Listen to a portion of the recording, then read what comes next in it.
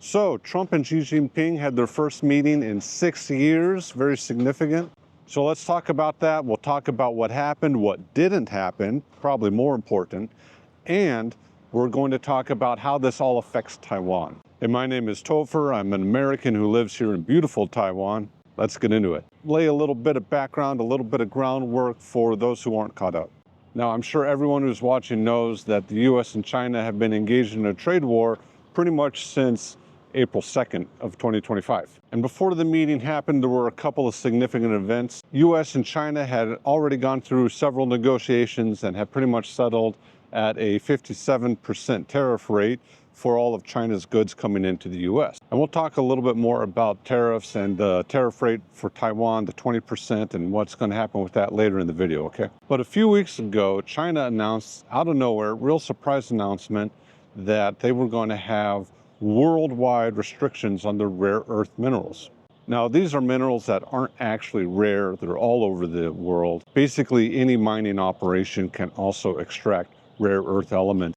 It's just that they're found in very trace amounts. The problem is that getting a useful amount of these rare earth minerals is very labor intensive and it causes a lot of pollution. So currently, China basically has a monopoly just on the refining process of rare earth elements, not the actual elements themselves, but they're the ones who are willing to do the dirty work to extract all of them. As soon as China announced these rare earth restrictions to every country all across the world, Trump announced that he was going to put an additional 100% tariff rate on China.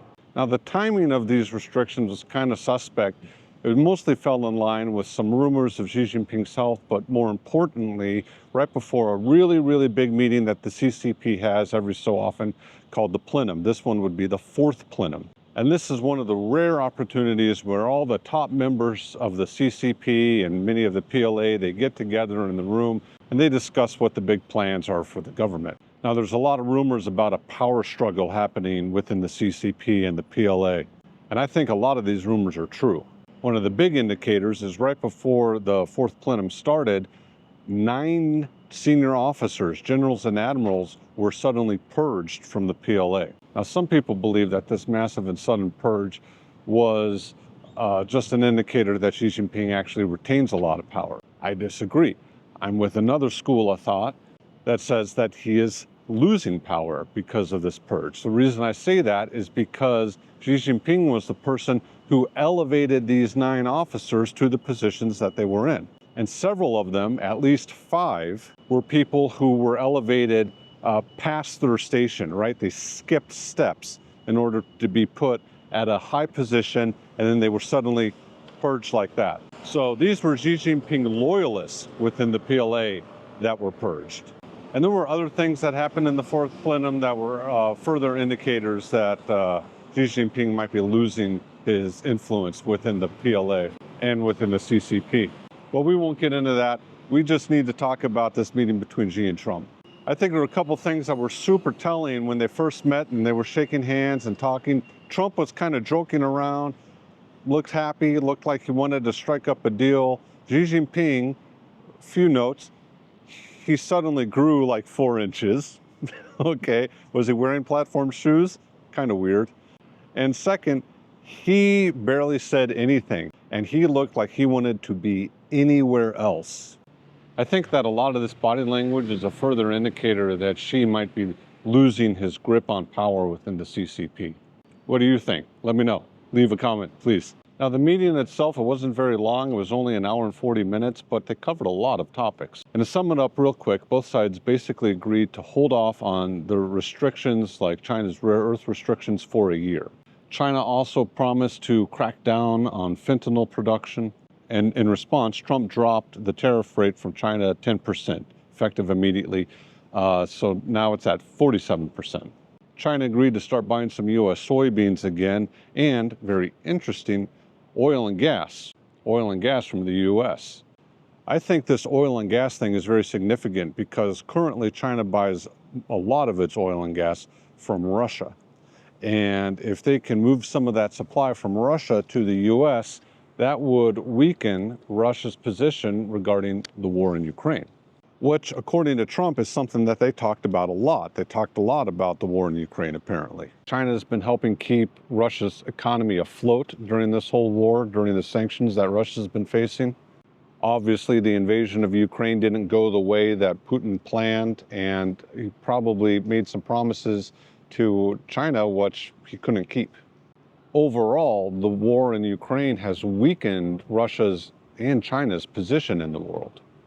It's forced the United States and the rest of NATO to wake up and implement some serious reforms with their military and their military spending and their technology development. So the US is basically at the beginning of a technological revolution when it comes to its weapon systems. And this is being led by new companies like Shield AI and Anduril. It's also shown the world that rare earth is something that anybody can sell. Anybody who has a mining operation can expand upon that operation and sell rare earth.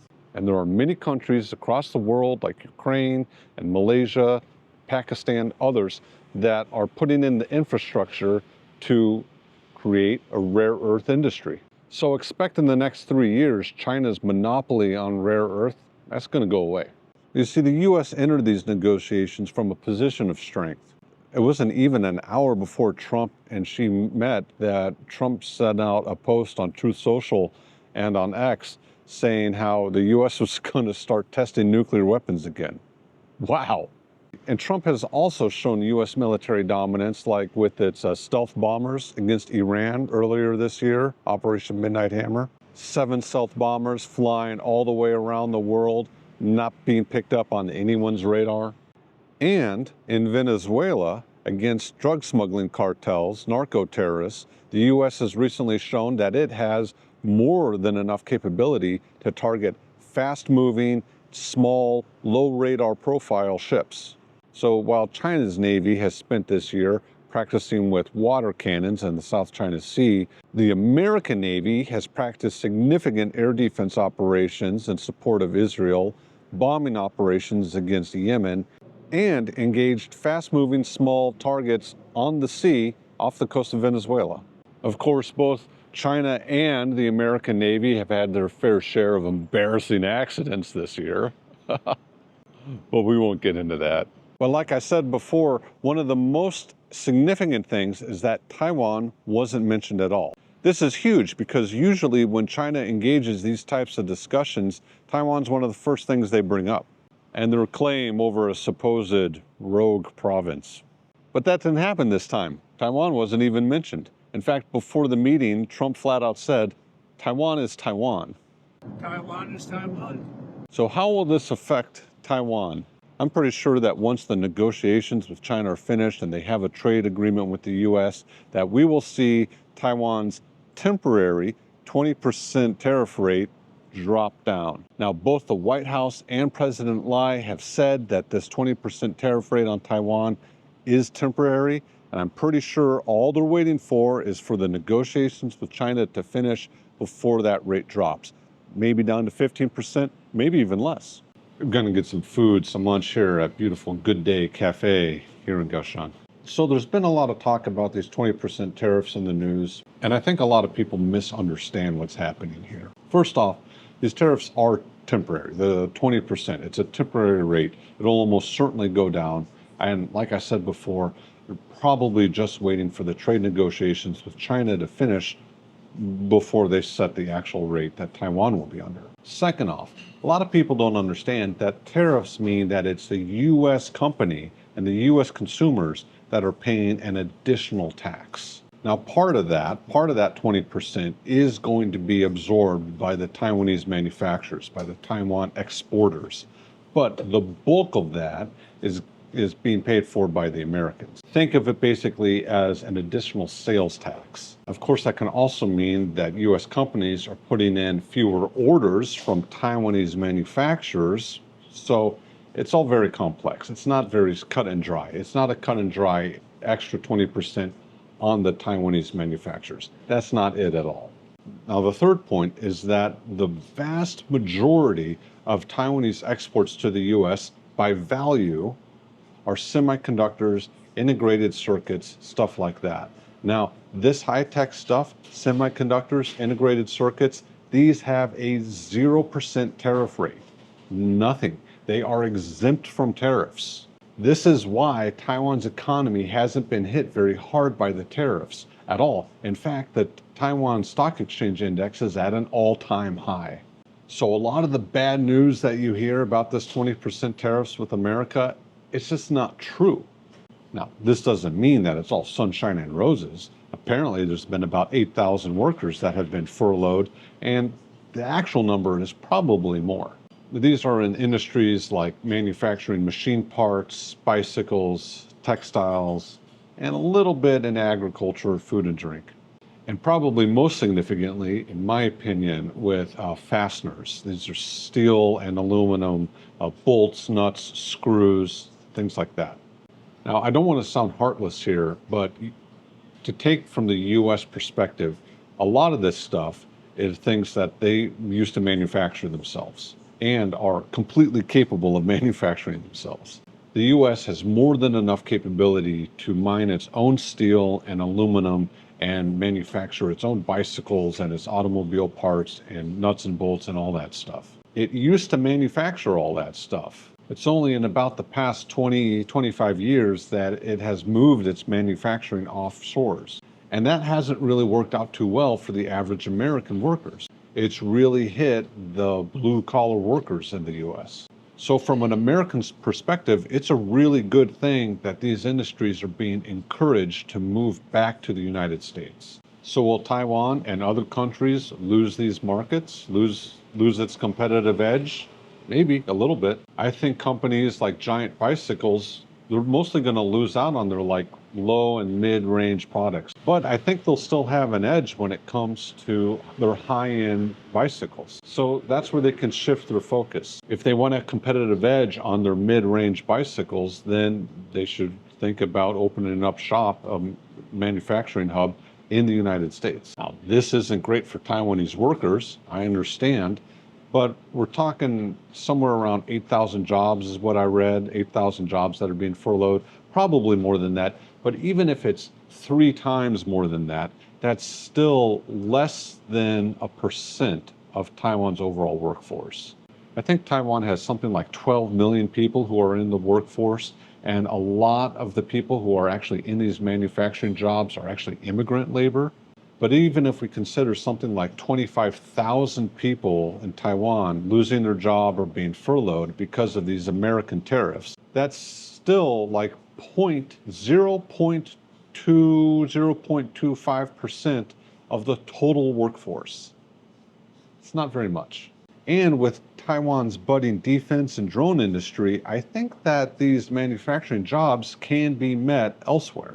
So it's feasible that a lot of these manufacturing jobs can shift from what they're currently doing, automobile parts, bicycles, stuff like that, and shift over to other industries, drones, cruise missiles. Basically, it's not the end of the world for Taiwan's workforce. It's going to have some economic hardships on many people, and that sucks. But, you know, that's the name of the game sometimes. Companies have to make adjustment all the time when it comes to different trade conditions and technology conditions. Oh, thank you so much. Thank you, Gooday Cafe. This is their tuna sandwich with the fashada bread. So good. But overall, it seems to me like it's really good news. Like I said, Taiwan wasn't mentioned at all by China, which is really significant. And I think there's a really good chance that the American tariffs on Taiwan are going to drop. We see that Taiwan's economy is doing really well, and Taiwan is developing its own defense industries, drone industries. So I think for Taiwan's workforce, it's going to be okay. Now, it might be a bit of a roller coaster ride, a little bit of a rocky time here for some people, and I'm sorry, that sucks, but you know, that's kind of how life goes. But what do you think? Do you think that in the long run, Taiwan's going to be fine? Do you think that this trade negotiation is going to be a benefit to Taiwan? Do you think Xi Jinping was wearing platform shoes? Do you think that China is actually going to keep its promises that it made with the US? I'm pretty skeptical about that myself. I think the only reason they would is because they know from experience that Trump will slap 100% tariff on them effective immediately. Let me know. Please leave a comment. And hey, if you like this type of stuff, then please consider subscribing and liking the video, sharing it. I really appreciate it. Thanks a lot for watching. A giant thank you to my channel members. Thank you so much. Oh, and hey, if you're interested in practicing your English and getting some really interesting news, there's a great news aggregate program that I use, an app that I use. It's called Ground News. I have an affiliate link in the description below. All right, you might want to check it out. Okay, hey, thanks a lot for watching again. I hope you have a great day. See you.